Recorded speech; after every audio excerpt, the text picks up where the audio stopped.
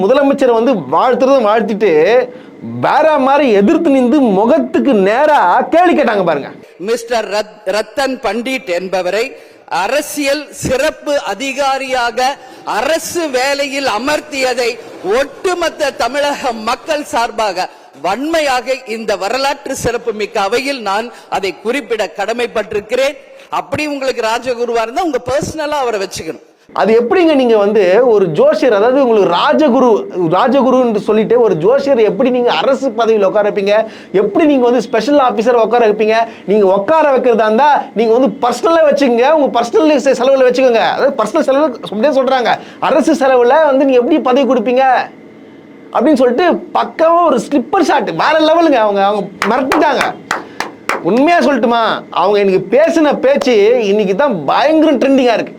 அதே போல இன்னொன்னு பதவி பண்ணிருக்காங்க. பக்கத்துல ஒருத்தர் உட்காந்துக்கிறார், அவங்க பக்கத்துல அவரை வச்சுக்கினே கேக்குறாங்க. குதிரை பேரம் நடந்ததாக இன்றைக்கு எதிர்கட்சிகள் அத்தனை பேருமே அதை வந்து சொல்லும் பொழுது, இதுவரை தமிழக அரசியல் வரலாற்றில் நடக்காத ஒரு விஷயம். இங்க முகம் மூடி யாரும் செல்ல வேண்டிய அவசியம் இல்லை, அனைவருக்கும் ஒரு வெளிப்படையான ஆட்சிதான் செய்வோம் என்று.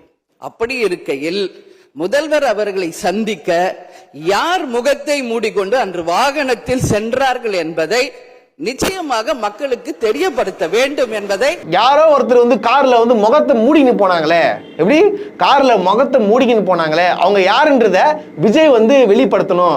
குதிரை பேரம் நடந்ததா சொல்றாங்க, அது வந்து எங்களால ஏத்துக்க முடியல, இது மிகப்பெரிய தவறு, இதுல அரசியல் வரலாற்று நடக்கக்கூடாது, தமிழ்நாடு அரசியல் நடக்கவே கூடாதுன்னு சொல்லிட்டு ஒரு ஸ்ட்ரிக்டா வந்து ஓப்பன் ஷாட் விட்டாங்க.